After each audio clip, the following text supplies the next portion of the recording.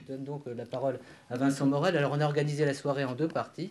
La première partie, c'était comment on se situe par rapport au rapport SICAR.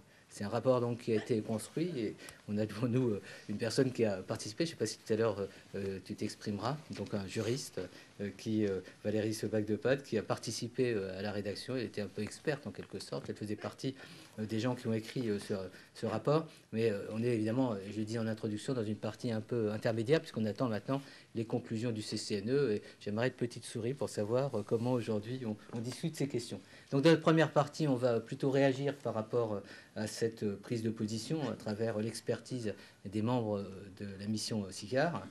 Et puis dans un deuxième temps, on abordera peut-être plus précisément quelques points. D'ailleurs, dans son intervention, probablement que Jean Leonetti évoquera cette question. On a vu que beaucoup d'éléments de la réflexion d'aujourd'hui se cristallisent autour de la question de la sédation. C'est une question déjà des personnes qui sont dans la salle ont abordé avec beaucoup, j'allais dire, de sagesse et de vivacité. C'est une question en tous les cas qui a été encore rendue plus ambivalente avec la prise de position récente du Conseil national de l'ordre de médecins. Donc la deuxième partie sera plus sur ces aspects. Je donne de suite la parole à Vincent Morel. Merci Emmanuel, merci Monsieur Poisson de nous accueillir, merci Monsieur Leonetti d'être présent, merci à tout le monde. C'est vrai qu'on avait proposé d'organiser cette soirée un petit peu pour faire une analyse du rapport SICAR et essayer d'élargir un petit peu la réflexion. Donc ce que je vous propose en une dizaine de minutes, c'est de voir avec vous les points qu'à la Société française d'accompagnement et de soins palliatifs nous avons retenus du rapport SICAR et quelles seraient les propositions que l'on pourrait faire pour continuer à réfléchir et à avancer.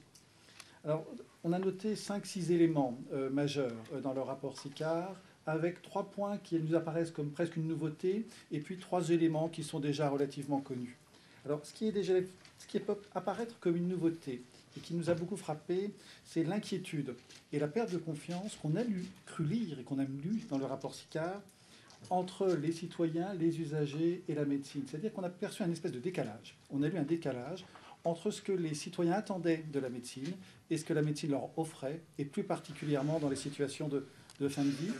Ce qu'on a perçu également, c'est une vraie demande d'écoute de la part des citoyens, des personnes qui ont été interrogées dans les débats publics, ce qui a été un élément majeur du rapport. Ils nous disent très clairement, on ne nous écoute pas assez, et en particulier lorsqu'on approche la fin de sa vie.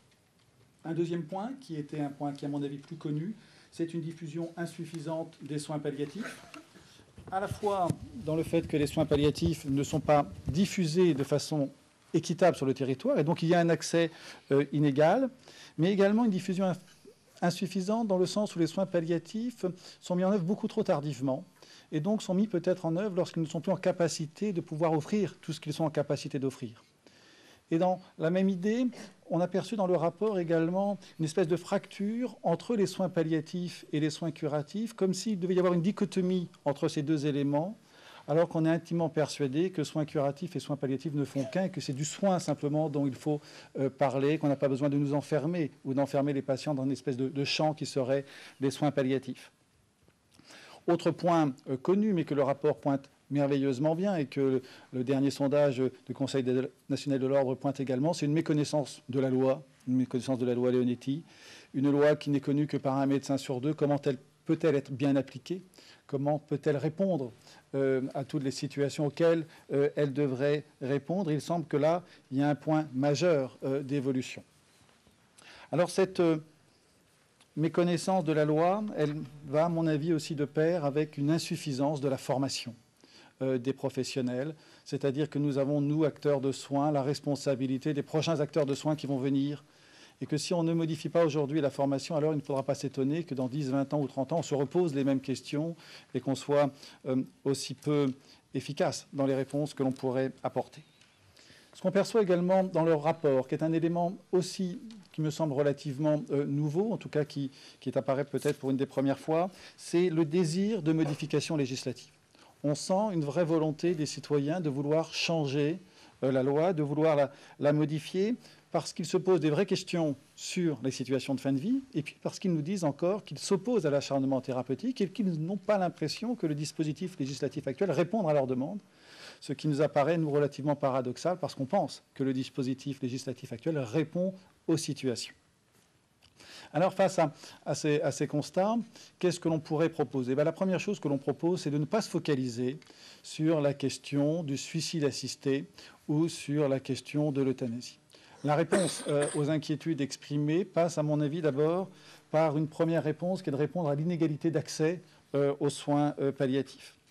Comment est-ce qu'on peut s'assurer que dans les années à venir, quelles que soient nos situations, quelles que soient nos pathologies, quel que soit notre âge, notre lieu de vie, nous pourrons avoir accès aux soins palliatifs, et pas seulement aux soins palliatifs, mais des soins palliatifs de qualité?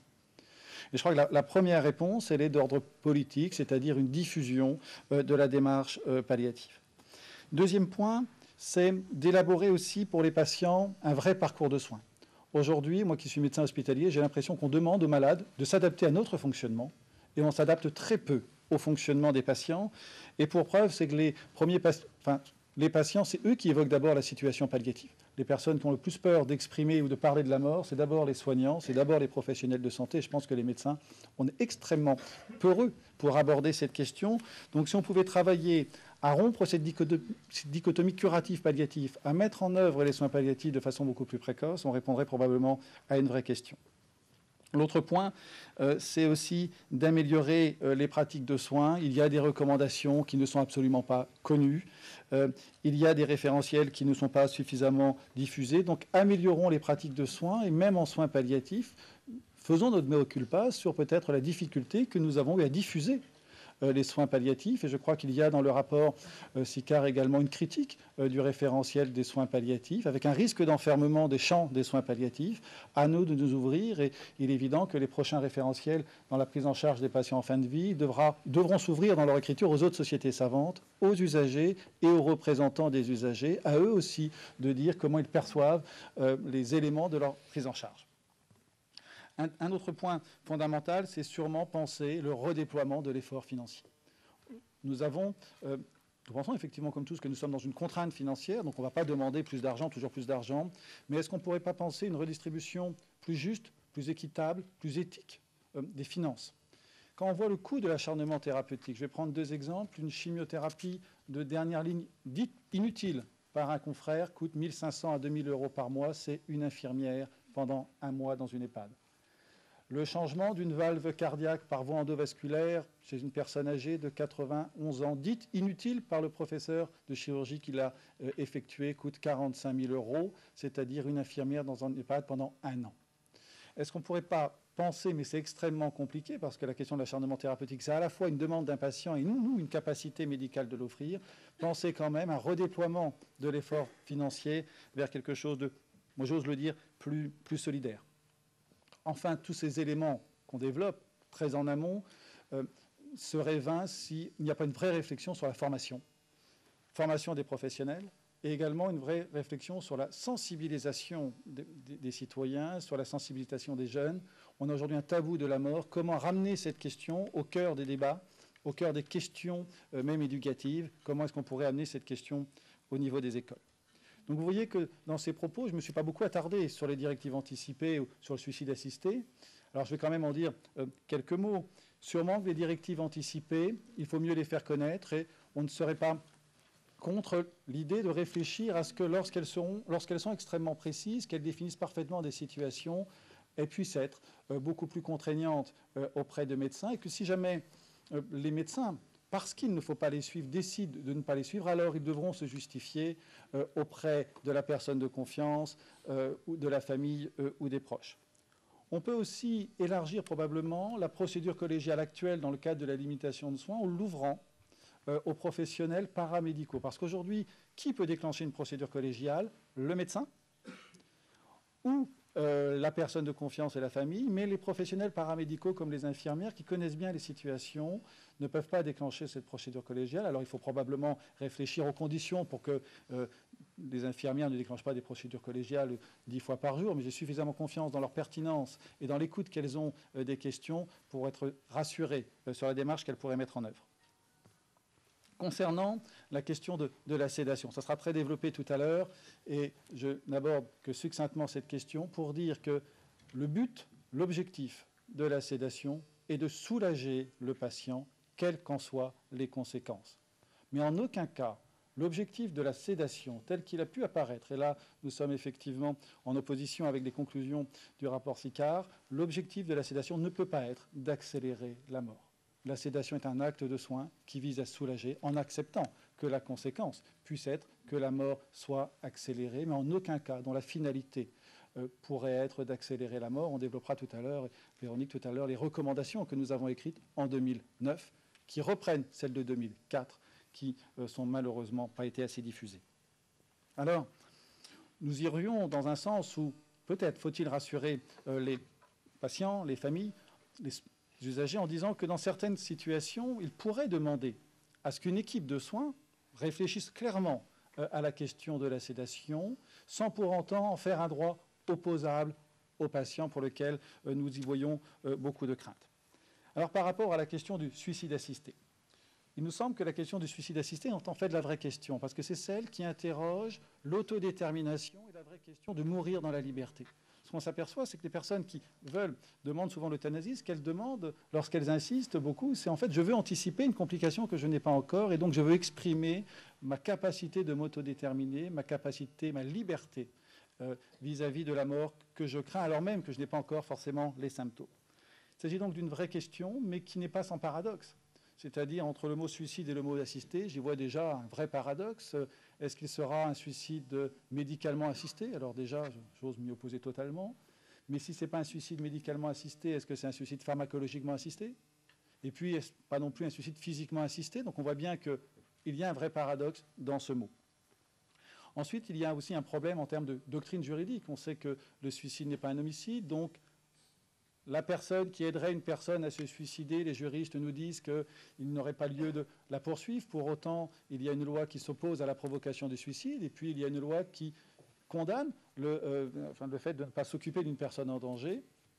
Donc n'y a-t-il pas là un paradoxe juridique qui mériterait sûrement un éclaircissement? Enfin, le rapport Sicard pointe très bien tous les dispositifs étrangers qu'il a pu rencontrer et qui montrent que le dispositif de l'Oregon, le dispositif de la Suisse n'est pas un dispositif qui est rassurant, est un dispositif même qui est rejeté dans le rapport Sicard. Et la mission Sicard insiste sur le fait que si jamais le législateur voudrait prendre une option vers le suicide assisté, il devra en assumer sa pleine et entière responsabilité. Ça veut dire qu'il faudra qu'il réponde aux questions de quand, quel malade. Il faudra qu'il réponde à la question est-ce qu'un malade handicapé ou est-ce qu'un malade psychiatrique pourra bénéficier du suicide assisté? Il faudra qu'il réponde à la question de toute la procédure, qui fabrique, qui délivre, qui surveille la délivrance. Et puis il faudra aussi répondre à la question de la personne qui ne serait pas en capacité de faire l'acte. Et enfin, il faudra aussi répondre à la question de la personne qui aurait essayé de mettre fin à ses vies par un suicide assisté pour lequel il y aurait eu un échec, comme ça arrive quelquefois dans l'État de l'Oregon.